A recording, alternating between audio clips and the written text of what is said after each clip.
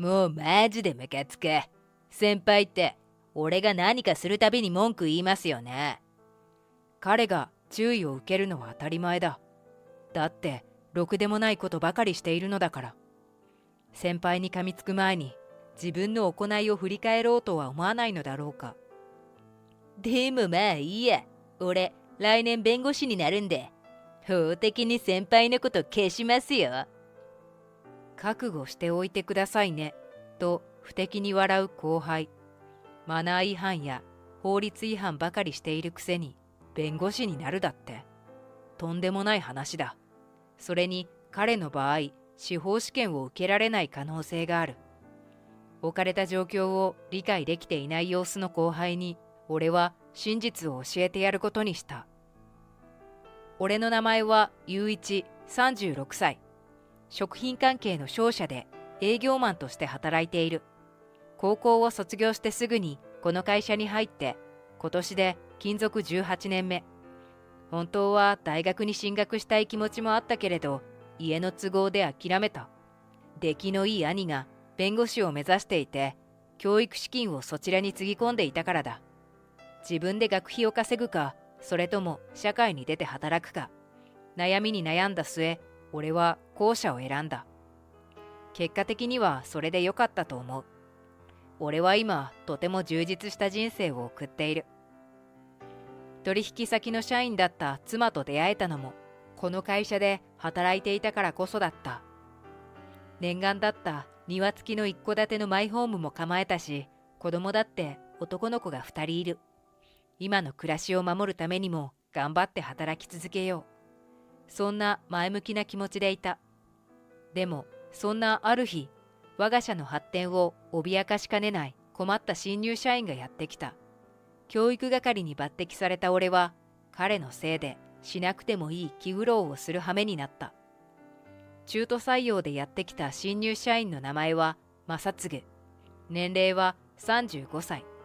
今まで広告代理店や貿易会社などいろいろな企業を渡り歩いてきたらしい。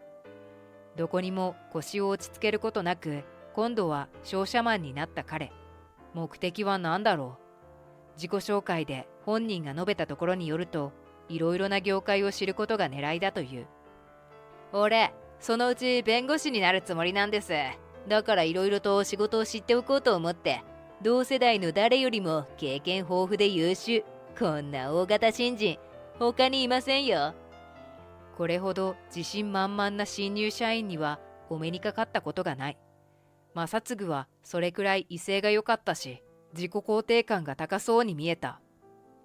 彼がそこまで堂々としていたのには別の理由もあった。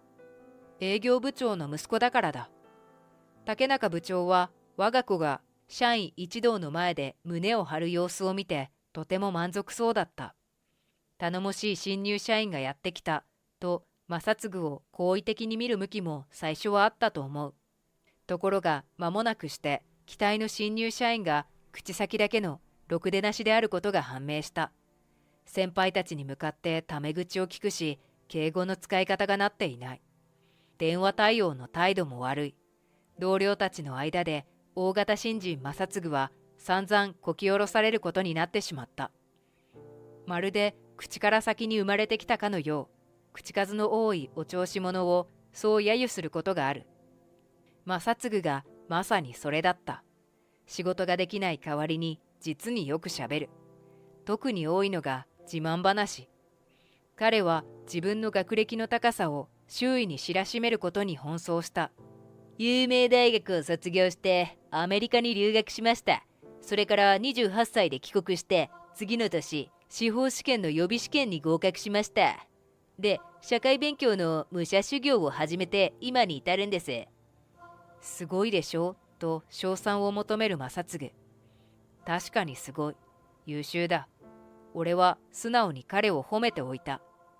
弁護士の兄に聞いたところ、司法試験の受験資格を得る方法は2つあるらしい。1つは法科大学院で規定のコースを修了すること。もう1つが予備試験に合格すること。予備試験に受かりさえすれば、法科大学院に進学する経済的、時間的な負担はなくなる。そのため、予備試験合格は放送界に入るための最短ルートとも言われるのだとか。当然、多くの人が予備試験に合格することを大きな目標として日々研鑽を積んでいる。そんな予備試験にすでに合格しているというのだから大したものだ。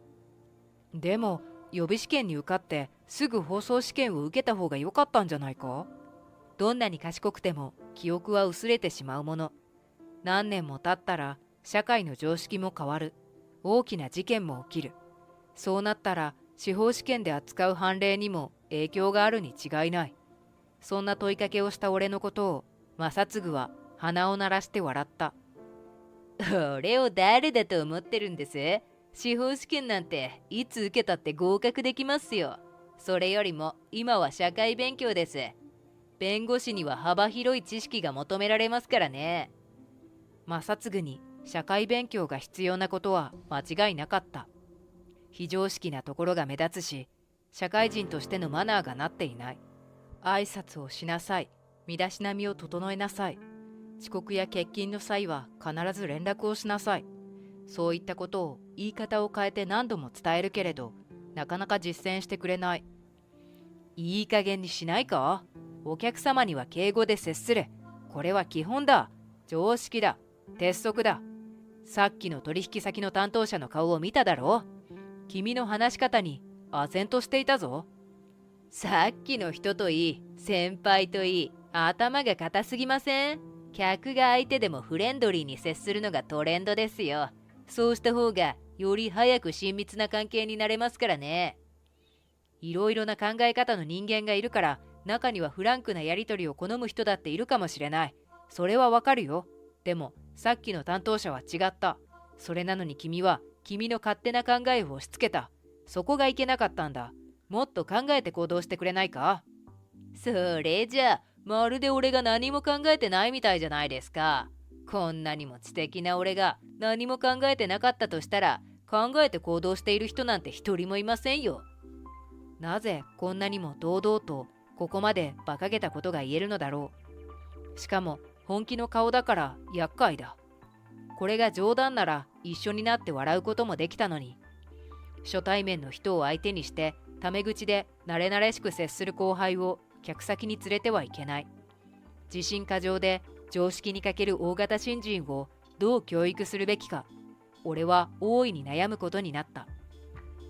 正次は大の噂好きでスキャンダラスな話を好む下びた性格の持ち主でもあった。しかもおしゃべりなものだから、面白いネタをつかむと誰彼構わず捕まえて話を聞かせ始める。そんな迷惑スピーカーの本領を遺憾なく発揮した彼が社内を混乱させたことがあった。ある商業施設で社員同士の浮気現場を目撃したと言いふらしたのだった。マジですよ。マジで見たんです。俺、経理の津田さんと本村課長がショッピングモールで一緒に買い物してたんです。二人とも家庭があるのに信じられます？偶然会っただけだろう。休日にあのショッピングモールに行く人は多いよ。いやいやいや、そういう雰囲気じゃなかったんですってば。本当です。結論から言うと、同僚2人が外出先で会ったのは偶然だった。それぞれ家族を連れていたけれど、正次は気づかなかったらしい。それなのに正次はその後もよからぬ噂を垂れ流し続けた。俺が止めても知らん顔。あんまり行き過ぎていたので、俺は名誉毀損になるぞといつもより厳しく注意した。おかしな噂を流すもんじゃない。相手の社会的信用を傷つけたら大変なことになるぞ。名誉毀損で訴えられたら3年以下の懲役や50万円以下の罰金刑に処される。弁護士を目指す君ならそれくらいのことは知っているはずだろう。もちろん知ってますよ。っていうか先輩、高卒のくせに名誉毀損罪の法定刑を知ってるなんてちょっと生意気ですね。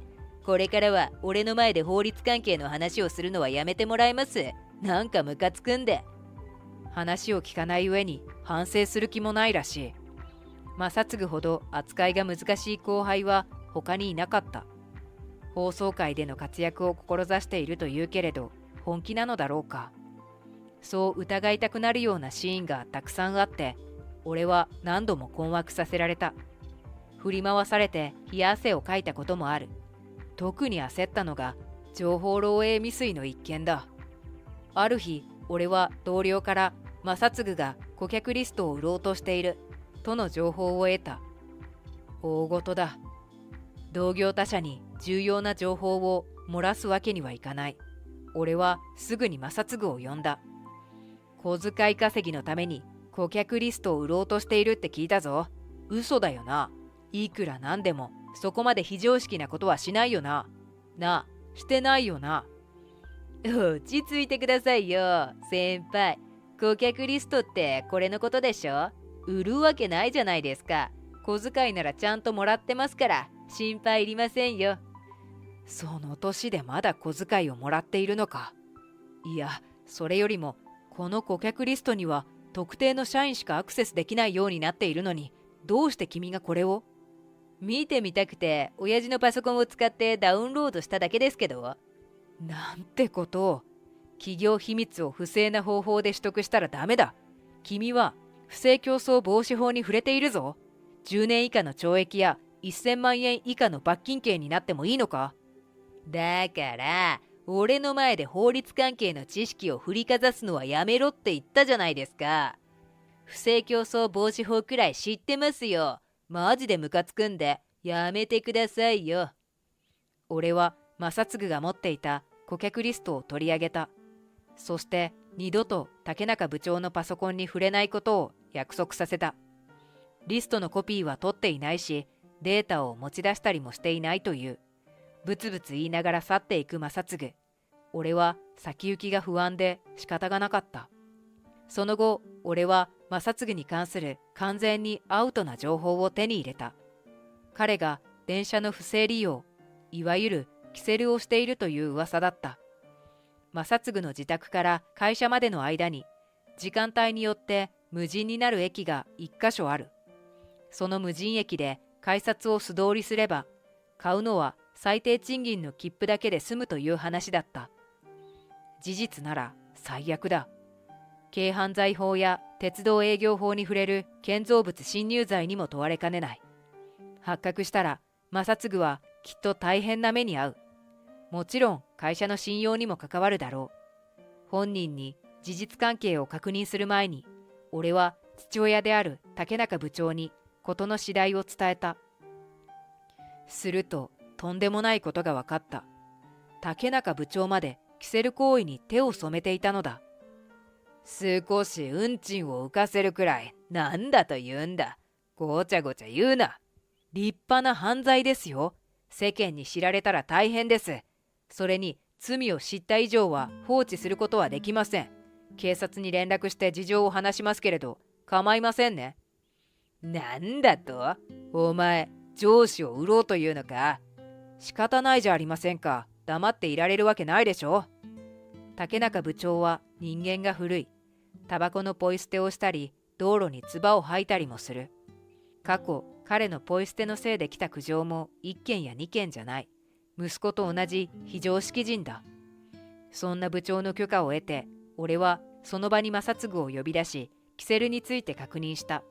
この父親にしてこの息子あり。正嗣も平然と違法行為を認めた。そして鼻で笑った。それくらいみんなしていますよ。いちいち目くじら立てないでください。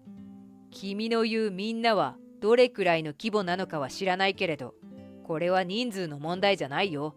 みんながしているなら交通違反をしてもいいのか。違うだろ。度重なるマナー違反、犯罪すれすれの行為、そして疑いようもない違反行為。いつ逮捕されてもおかしくない。会社のためにも同僚のためにも深く反省してほしい。俺は真剣に訴えた。父親の前だ。正嗣も素直に聞き入れてくれるだろうと期待した。ところがだった。正嗣は俺の訴えになんか全く耳を貸してくれなかった。レーベルの低い高卒人間から注意を受けるなんて不愉快だ。偉そうに。あんた何様のつもりなんだよ。腹立つな。あることないことネットに書き込んでやろうか。それは脅迫だぞ。もしも実行したら、俺は君を名誉毀損や侮辱で訴える。罪が確定したら、それぞれどの程度の罰を受けることになるか分かっているはずだよな。分かってるに決まってるじゃないですか。バカにしてるんですか。ああ、もう本当にムカつくな。お父さん、こいつクビにしてよ。マジで許せないんだけど。竹中部長が肩をすくめた。我関せずといった様子だ。父親としても上司としても、ここは厳しく注意をするべき場面なのに、親のこうした態度が子供である正嗣をここまで突き上がらせたのに違いない。正嗣はもううんざりだと言わんばかりの大きなため息をついて俺を睨んできた。ああ、もうマジでムカつく。先輩って俺が何かするたびに文句言いますよね。でもまあいいや。俺来年弁護士になるんで、法的に先輩のこと消しますよ。覚悟しておいてくださいね。容赦しませんから。徹底的に追い詰めて社会的に排除しますから。正嗣とは違って、俺は違反行為なんて一切していない。罪を捏造するとでも言うのだろうか。悪質な弁護士がいたものだ。というか、来年弁護士になる。俺は自信満々の正嗣に問いかけた。もしかして今年の司法試験を受けるつもりなのか。そうですよ。おかげさまで会社勤めが嫌になったんで。でも君、受験資格ないじゃん。司法試験に挑戦するための資格には有効期限がある。確か兄が受験資格を得た年を含めて5年間と言っていた。28歳でアメリカ留学から帰国した正嗣は次の年予備試験に合格したという。今彼は35歳だからすでに6年経っている。受験資格は失われているはずだった。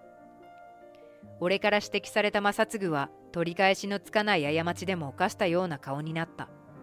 よほどショックなのだろう。おろおろしている。震え出した。目には涙を浮かべている。というか、試験を受けられるかどうか以前に、軽い気持ちでマナー違反や犯罪行為を繰り返すような人間には、そもそも弁護士になる資格なんてないと思うけどね。そんな、お父さん、どうしよう。俺。泣くな、このバカ。今さらどうしようもないだろう。まったくだ。バカにつける薬はない。というか、こんな親子、俺はもう相手にしたくない。最後に俺は、2人に就業規則の解雇自由について説明した。就業規則には、社内外において刑事法令に触れる行為をし、社名を汚し、信用を失墜させた場合、適当な処分を与えるとあります。2人とも覚悟はいいですね。